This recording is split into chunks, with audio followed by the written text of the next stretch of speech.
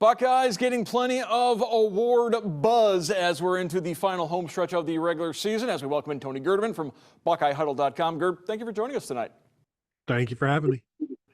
Now, we've heard all about these semifinalists, but there's maybe some complaints out there that Will Howard isn't a Heisman Trophy semifinalist. Now, obviously, the Heisman Trophy doesn't put out semifinalists, and I think there's a sense there that if Will Howard has the numbers at the end of the season, which we think he will, he'll be in that discussion about going to New York. Yeah, I mean, if basically the unwritten rules are if you're a quarterback of a top 5 team and you've got some numbers, then there's a pretty good chance you're going to get an invite. But he has flown under the radar quite a bit to this point. I think people still view him. Some people maybe still view him as Kansas State quarterback Will Howard instead of Ohio State quarterback Will Howard. I did see some Heisman odds. I think the earlier this week, and Drew Aller and Will Howard had the same odds, which seemed a little alarming to me. I don't know. Maybe now's a good time to hop on the Will Howard train. Will Howard, 80% completion percentage last several games, and offensive coordinator Chip Kelly showing he's got the pulse of Buckeye Nation. Goes, yeah, he's completing those passes because he likes these noon starts. Says a lot of complaints about 6 straight noon games to finish up the regular season for Ohio State.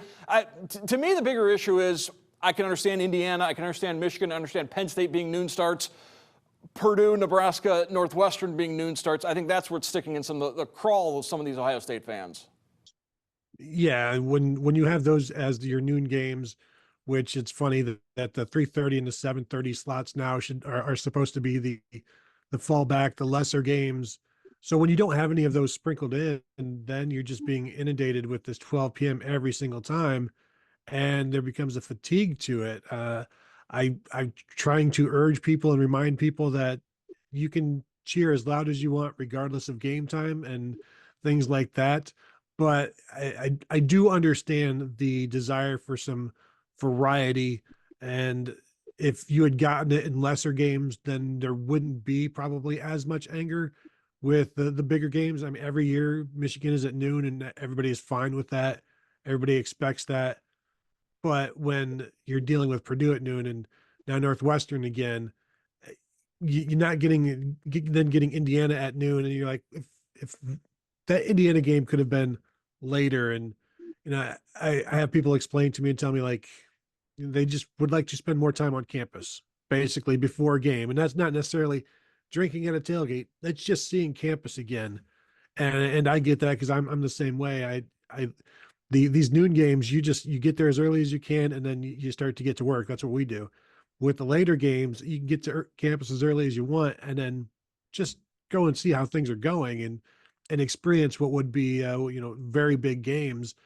But because they're earlier now, you got to get to work earlier, and it's almost impossible to get there as early as you would like because we still do have to sleep at times.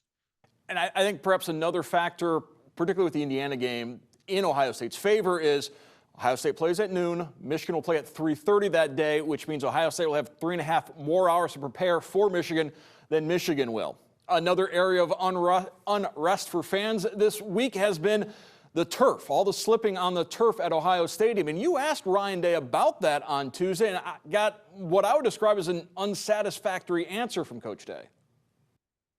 Yeah, well, that's most press conferences, right?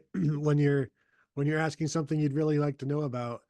But I did ask him because they do studies, all kinds of studies on whether it's rundowns or where the ball gets thrown in particular situations. So I asked him if they did studies on what I call the slip rate on the Ohio Stadium turf, and I don't know if that's a real term, but it might be from here on out. But are you keeping track of that, and are you doing studies on how it relates to the rest of the nation? Because I've seen players slipping everywhere, but when we cover Ohio State, we see it specifically here, and you see the players, you see Will Howard's frustration with it last week, and he said that they monitor it, that they being Ohio State, and if they notice it in a game, like I'm sure they noticed it against Purdue, then they will send that feedback to the turf company. And he said they've done that in the past, and the turf company has come in and taken stuff out and put stuff in to try to get things right. So clearly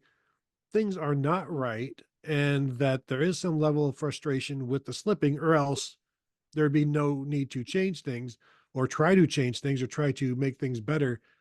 You just wonder. That's why I wanted to know, is the rest of the nation like it, is this any different than anywhere else? Because one of the things that Ryan Day always says about difficult conditions is like, well, both teams have to play in them. However, if Ohio State is the one team that is always having to play on a slippery home turf, then that is something that they might want to remedy. So they're looking at it, but I don't expect any major changes unless it costs them the Michigan game. They head to Chicago this weekend to take on Northwestern. The Wildcats, a step up in competition from Purdue, but not a big step up, as Northwestern has struggled throughout the season as well.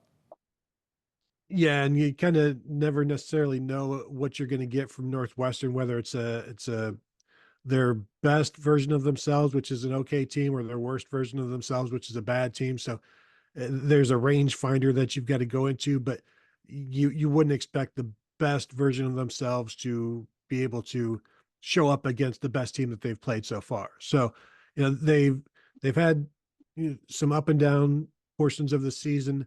They are generally always well coached and kind of a surprise, certainly have surprised under Braun in the past. And so you kind of have to go in knowing that everything's going to be executed as well as the talent can possibly do it.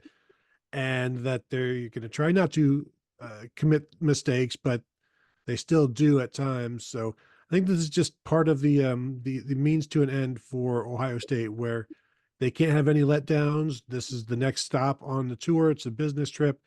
They'll get there Friday. They'll experience. They'll take a look at Wrigley Field, and then after that, it's a football game. And this is the next step towards what they want to get to, and that's Indianapolis right now. As you mentioned, that game is at Wrigley Field, the home of the Chicago Cubs, and Ohio State's got to have to change some of the things they do in preparation, playing in a baseball stadium, playing in a field they've never played in before. Yeah, so they're going to show up there on Friday just to get a lay of the land. They don't normally do that when they go to various stadiums around the country, but this is a little bit different. So they're going to take a look and walk on the turf and see where the dirt used to be and where the sod is now, and just look at the surroundings where the end zones are in relation to the stands and things like that. And of course, then Ryan Day talked about how at halftime they'll be using the bullpen rather than going all the way to the locker room. So they're going to get the players to show them where that is, and just take a little tour of things so that they have an idea of what they're walking into Saturday morning. And it's not the first time Ohio State and Northwestern have played on a baseball field. They played once upon a time in Cleveland at Municipal Stadium, which was actually a home game for Northwestern, as the Buckeyes have played in a number of baseball stadia over the years. Polo Grounds, Jack Murphy in San Diego, several games against Minnesota up in the Metrodome, and a couple of games at the LA Memorial Coliseum, which once upon a time hosted the LA Dodgers. So baseball fans and football fans will get to have something unique this weekend as Ohio State takes on the Wildcats. I want to thank Tony Gerdeman from BuckeyeHuddle.com for joining us. Gerd, thank you once again. Thank you for having me.